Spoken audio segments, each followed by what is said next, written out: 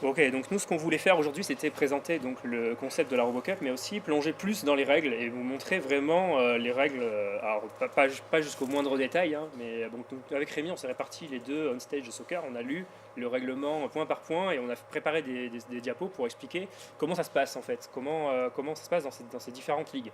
Donc on va vous présenter ces deux ligues, on stage d'abord et soccer ensuite. Alors, Juste une question. ouais. Qu'est-ce que ça veut dire une ligue en fait? C'est un championnat qui se court sur toute l'année ou parce que le Robocop c'est bien longtemps. Avant il y avait Alors, une compétition il y a officielle. En fait, en réalité, la compétition officielle, c'est la compétition internationale qui a lieu tous les ans. Après, selon les pays, selon les organisations, il y a des Open. Alors les Open, peut-être qu'on n'a pas dit, c'est que en fait, ça accueille aussi éventuellement des équipes d'autres pays. Par exemple, nous là, avec les robots de Kidsize, on va participer au German Open début mai. Donc c'est peut-être pour ça qu'on parle de ligue, en fait. C'est pour répondre à la question. Effectivement, il y a des compétitions au fil de l'année éventuellement, mais c'est plus des entraînements à blanc que véritablement la RoboCup officielle. Bon,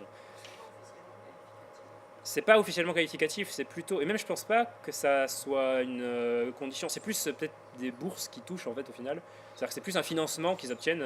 Mais je pense que si une équipe de juniors, par exemple en Allemagne, veut s'inscrire en junior en circuitant totalement l'Open, à mon avis, elle peut. Enfin, je pense. Si elle a les moyens, je pense qu'elle peut. Le mot ligue fait plus référence à la fédération internationale des équipes, c'est-à-dire qu'il y a un commandement, il y a une infrastructure de management international, donc il y a une ligue internationale de football, une ligue internationale de stage junior, etc. Ça se passe au niveau national. C'est eux qui établissent les règles. Ensuite, les gens font des compétitions sous cette égide.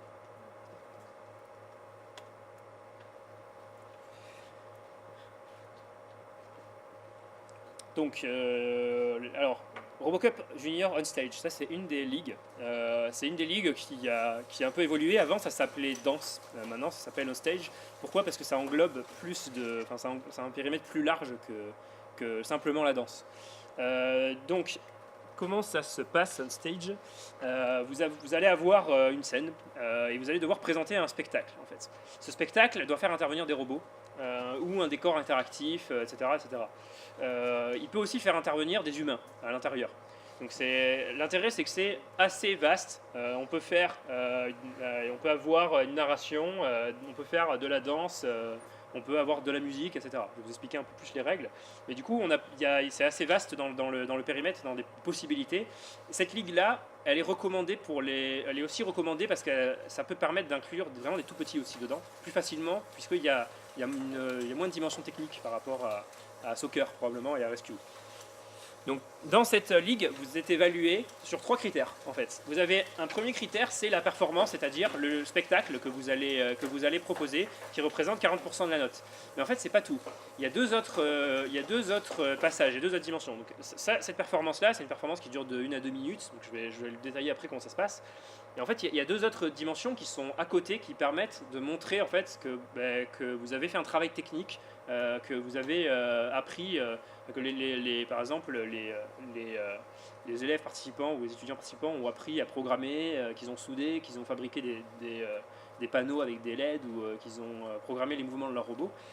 Et ces deux parties, c'est une démonstration technique. Ça a été ajouté récemment. Donc en fait, c'est un passage où ils vont sur scène, cette fois-ci avec toute l'équipe, et ils ont un certain temps qui leur est alloué pour parler, expliquer comment marche leur spectacle et comment marchent les éléments techniques de leur spectacle en fait. Et il y a aussi une interview technique. Donc ça c'est, alors dans le règlement j'ai pas trouvé vraiment l'information, mais je suppose que c'est à huis clos avec le jury cette fois-ci, où pendant un quart d'heure il y a une discussion avec le jury où l'équipe explique comment ça marche techniquement et un peu plus en détail, et le jury peut poser des questions pendant un quart d'heure à l'équipe. Voilà, donc je vais détailler un peu les différents points. Alors, la source de documentation, c'est le règlement officiel, déjà d'une part. Donc ça, c'est disponible sur le site de l'officiel de la RoboCup. Et on a préparé, Denis me regarde, il attend de me sniper si j'oublie de le dire. On a préparé une traduction française du règlement, parce que le règlement original est en anglais. Cela dit, si vous voulez par exemple travailler avec un enseignant d'anglais, ça peut être intéressant aussi de leur faire lire le règlement en anglais original et comprendre les règles en anglais avec l'enseignant d'anglais. Bon, ça peut faire un enseignement transversal. Donc voilà, évidemment, les sources officielles pour l'organisation de la RoboCup internationale, c'est évidemment le règlement anglais qui est sur le site officiel. Et les performances, il y a des Voilà, ça je vais en reparler, mais effectivement, dans la démonstration technique, quand ils vont sur scène et qu'ils prennent la parole, dans la réglementation officielle prévoit que ça se passe en anglais. Nous, dans l'implémentation de l'Open, on prévoit que ce soit une possibilité et que ce soit un plus dans l'évaluation, mais que ce ne soit pas obligatoire. On pourra s'exprimer en français pendant l'Open en France. Donc ensuite, il y a des feuilles de score. Donc les feuilles de score que les jurys ont ce jour-là sont disponibles. On peut les télécharger pareil sur le site de la RoboCup et c'est une bonne source d'information parce qu'on sait exactement sur quel point on va être évalué quand on va présenter le show et les démonstrations techniques. Et aussi, du coup, pour l'Open, en tout cas pour la partie française, il y aura des règles spécifiques à l'Open. Il y a quelques différences, notamment une des différences c'est la temporalité. C'est-à-dire qu'à la RoboCup, ça se passe sur plusieurs jours. Il y a des jours de setup où on peut préparer, aller calibrer, aller vous découvrir la scène, etc. Nous, ça ne sera pas le cas, ça se passera tout dans la même journée. Effectivement, il y a cette histoire de langue aussi, où on autorisera évidemment beaucoup plus le français ça sera on aura moins grosse contrainte sur la langue par rapport à la RoboCup internationale. Bon, et ainsi de suite. Sur la soccer aussi, il y aura quelques particularités. Bon, donc pour commencer, la première partie des trois parties, la performance, donc ça dure de 1 à 2 minutes. Alors en fait, c'est un peu plus compliqué que ça. L'équipe a un certain temps pour installer, parce qu'en fait, l'équipe doit installer son décor, installer ses éléments, faire son spectacle et enlever son décor dans la foulée. En fait. Et tout ça, ça fait partie du timing. Il faut respecter le timing. Il y a une contrainte de timing. Alors la performance elle-même dure de 1 à 2 minutes, mais en fait, ils ont une fenêtre temporelle de 5 minutes pour tout faire, pour venir installer, faire le spectacle, et ensuite ils ont 1 minute de plus pour désinstaller, je crois que c'est ça. Donc en fait, il y a une durée du spectacle et il y a aussi une durée de setup qui rentre dedans. Alors les contraintes, c'est maximum 2 humains qui participent au spectacle. Donc il peut y avoir 2 humains sur scène qui font partie du spectacle, mais il y en a d'autres qui sont autorisés pour installer, désinstaller.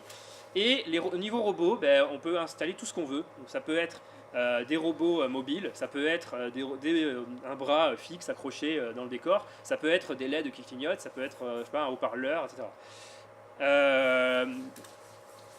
Ensuite, il y a aussi évidemment un projecteur, de la musique, donc on peut passer une bande son arbitraire et aussi projeter une vidéo arbitraire en même temps que le spectacle.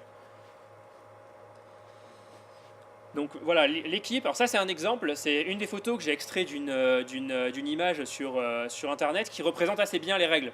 Enfin, on peut assez bien isoler les éléments des règles. Donc l'équipe a 5 minutes pour installer et désinstaller tout son matériel.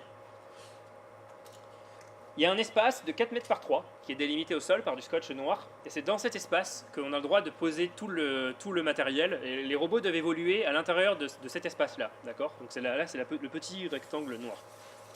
Autour, on a une zone un peu plus grande, de 5 mètres par 4.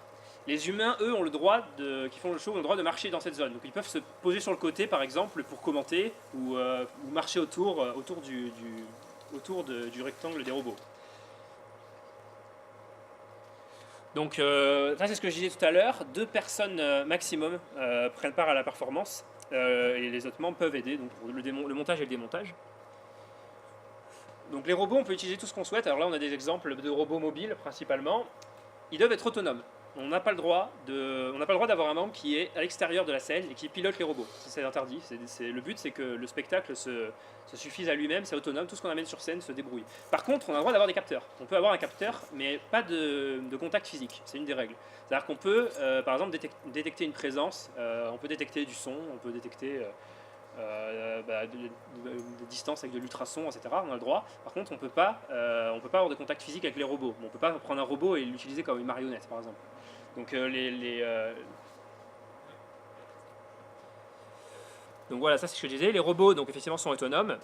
Ils ont le droit, cela dit, de communiquer les uns avec les autres aussi. Donc il y a certains réseaux qui sont autorisés, qui permettent aux robots de communiquer les uns avec les autres. On a le droit d'installer par exemple une caméra en haut de la scène et de traquer les robots et de communiquer avec eux pour les guider. Ça c'est autorisé. Bon. Tant que tout est automatique en fait. Et les humains donc, ne peuvent pas les toucher, mais ils peuvent interagir par des capteurs. Il n'y a pas d'arrivée électrique sur scène aussi, c'est tout sur batterie. Donc il faut se débrouiller pour que le show soit entièrement autonome. Il n'y a pas de prise disponible en fait pour se brancher.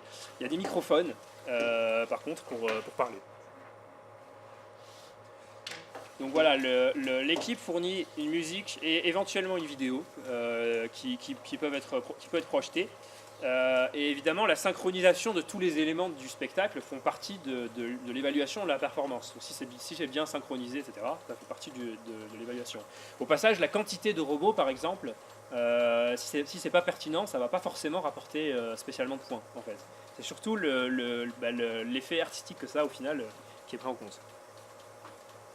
Après, donc, une fois que c'est fini, on a 5 minutes pour tout ranger. Donc le temps maximum que vous pouvez passer sur une performance, c'est 6 minutes. Si vous profitez à fond de vos 5 minutes et que vous avez 1 minute pour déblayer. Donc là, il y a une vidéo d'exemple où on voit comment ça se passe en action. Donc on a une membre de l'organisation, je pense, qui est derrière, qui va donner le feu vert. Donc on voit qu'ils sont prêts, ils sont sur la starting block, sur le côté de la scène avec le décor, etc. Quand elle leur dit start, ils foncent avec tout ce qu'ils vont venir installer. Alors une remarque aussi, c'est que bon, dans le show lui-même dure de 1 à 2 minutes, mais par contre on a le droit de parler pendant le setup, par exemple, pour teaser le spectacle. On a le droit de présenter et de mettre, par exemple, le public en condition de lui expliquer ce qui va se passer, et éventuellement même d'expliquer un peu les éléments techniques pour pas qu'il rate des choses qu'on estime être importantes. Par exemple, là, lui, alors on n'entend pas la musique, mais il est en train de faire le son, il est en train d'expliquer comment marche le show et qu'est-ce qu'ils ont prévu. Et il va montrer les différents éléments techniques. Il va dire, là, il y a des capteurs, vous allez voir, enfin voilà, comment ça va se passer, pour être sûr que visuellement, après, on fasse bien attention à tous les détails. Au bout d'un moment, le show va commencer. Alors, je vais peut-être prendre la vidéo à part pour la passer un peu plus vite. Mais ce qui va se passer, c'est que là, on a donc en fait une danseuse et un robot qui vont faire à peu près les mêmes mouvements en même temps, de manière synchronisée. Donc, c'est un robot un peu à forme humaine, mais qui est monté sur des roues. Et qui est programmé de manière autonome. Et on a des éléments du décor aussi. Je crois qu'il y a des tiroirs qui s'ouvrent tout seuls. On a des LED qui s'allument dans le miroir. Le château, je crois qu'il s'ouvre aussi. Enfin, il y a plusieurs effets qui se passent dans le décor et qui sont synchronisés avec la musique. Donc je peux peut-être accélérer un peu ce passage. Je vais aller chercher la vidéo. Je pense que je l'ai quelque part. Ouais, je l'ai là. Donc je vais avancer un peu juste pour voir. Attends, je peux me rattraper. Voilà, donc là par exemple, là c'est le robot qui fait des mouvements à peu près en synchronisation avec la danseuse à côté. On a des éléments dans le décor qui s'allument, par exemple. Ici, on a un robot fixe qui fait des mouvements. Ici, on a par exemple un espèce de meuble avec des tiroirs qui bougent. Et sur leur finale, qu'est-ce qui se passe? Je crois qu'il y a le château qui s'élève, un truc comme ça. Voilà. Enfin, ça, c'est des exemples d'éléments à la fois du décor, de robots, etc. Et à la fin, donc, ils doivent tout démonter. Et donc, ils ont une équipe qui vient pour tout démonter. Et donc là, la vidéo, par exemple, ça dure, je sais pas, 3 minutes, un truc comme ça. Alors, je reprends, voilà, présentation. Ok. Donc ça, c'est pour la partie spectacle, la partie show de On Stage. Bon, donc il y a des règles, mais globalement c'est assez libre et on peut faire pas mal de choses à l'intérieur. Ensuite, il y a la partie qu'ils appellent dans le règlement Open Technical Demonstration, donc c'est une démonstration ouverte technique, c'est-à-dire que tout le monde peut venir y participer, c'est public. Cette fois-ci, la durée c'est maximum 5 minutes et on a 1 minute de préparation et 1 minute de rangement, donc ça peut durer maximum 7 minutes cette partie-là. Là, cette fois-ci, il n'y a pas de contrainte. Tout le monde peut venir sur scène, on n'est pas limité à deux participants.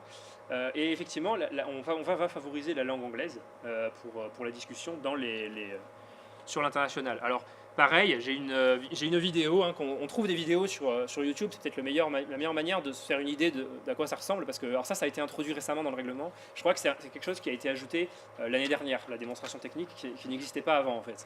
Donc c'était la première année, c'est forcément des images de l'Allemagne de cet été, c'est la première année où ils faisaient. Donc ce qui se passe, c'est qu'ils viennent sur scène, ils se passent le micro à tour de rôle, et ils vont montrer, faire des démos, ils vont prendre des morceaux du décor, ils vont montrer, alors je crois qu'à un moment par exemple, ils retournent le panneau, là, on voit qu'il y a plein de fils derrière, ils expliquent, là, il y a des transistors pour aller allumer les LED, etc. Ils expliquent du coup tous les éléments techniques, de préférence en anglais, donc ils ont le droit d'avoir des slides qui défilent aussi en même temps. Et donc là c'est format 5 minutes, et donc là ils se sont bien répartis la parole, ils vont parler tour à tour, et ils font des petites démonstrations aussi au passage, des petites démonstrations techniques. Et là ils expliquent au public. ils expliquent au public. Pas un jury. Alors il y a les deux, il y a le jury évidemment, mais il y a un public qui peut participer. C'est ouvert en fait. C'est d'où le terme open en fait. Donc ça se passe aussi, ça c'est aussi public et ça fait partie aussi de la démonstration, en plus de la performance. Contrairement à l'interview qui elle, alors j'ai pas vu, en fait je l'ai pas vu mentionné explicitement sur le règlement, mais je pense que l'interview c'est pas public, c'est pas open en fait. Donc là, il y a effectivement, nous on en a vu par exemple, voilà, là elle retourne le panneau, elle montre tout ce qu'il y a derrière. Nous on en a vu des démonstrations comme ça quand on y était par exemple à la RoboCup, où on a filmé, ça c'est public. C'est assez intéressant en fait à regarder aussi, outre le spectacle, parce que du coup, ils montrent ce qu'ils savent et ce qu'ils ont appris aussi au public. Et ensuite, donc, il y a l'interview. Donc l'interview, ça dure 15 minutes. Là, toute l'équipe est invitée à venir. Elle est invitée aussi éventuellement à produire de la documentation, si c'est nécessaire, par exemple, imprimer du code qu'elle a écrit, créer un poster aussi pour présenter son équipe. Toute la documentation est bienvenue pour expliquer au jury comment ça marche techniquement. Et la langue aussi, donc la réglementation internationale favorise aussi l'anglais pour l'interview. Bon, dans un open, je pense pas du tout qu'on fera ça en anglais pour le coup. Alors que par contre, sur la démonstration technique, vu que c'est préparé, parce que là il faut répondre à des questions improvisées, donc c'est beaucoup plus difficile. Les démonstrations techniques, vu que c'est préparé, je pense qu'on favorisera plutôt l'anglais. Enfin, ça sera plutôt un plus. Quoi, si une équipe veut le faire, elle peut. Voilà, ça sera plutôt un plus, en tout cas au niveau de l'effort internationalisation de la présentation. Par contre, ça ne sera pas du tout une condition nécessaire. Donc les nouveautés du règlement, alors je vous ai dit le règlement il bouge tous les ans, il y a des petites nouveautés. Cette année, une des nouveautés c'est qu'ils ont séparé ils ont séparé en deux ligues. Alors nous c'est quelque chose je pense qu'on n'implémentera pas forcément à l'Open. Il y a la ligue primaire et secondaire, et dans la ligue primaire, alors c'est pas par rapport aux âges en fait, les ligues primaires et secondaires. C'est deux ligues. Et dans la ligue primaire, on a le droit par exemple de faire du suivi de ligne sur scène, et pas dans la ligue secondaire. Et dans la ligue secondaire, ils ont ajouté la notion de balises. Donc on a le droit de placer des balises à l'extérieur de la scène, enfin, autour de la scène, pour que les robots puissent se repérer. Donc c'est des cylindres orange. Ils expliquent une manière de le fabriquer simple en roulant une feuille A4 orange sur elle-même. Une autre nouveauté, qui est, bon, c'est pas très important parce que c'est pareil, ça touche plutôt l'international, mais ça donne une idée de l'esprit, c'est qu'ils ont ajouté la notion de super équipe, c'est-à-dire que sur place, ils proposent aux équipes de se réunir et ils proposent à des équipes mixtes de proposer un nouveau spectacle et de créer un spectacle sur place. Bon, ça c'est plutôt pour illustrer l'esprit que vraiment pour l'implémentation, ça c'est plutôt improvisé.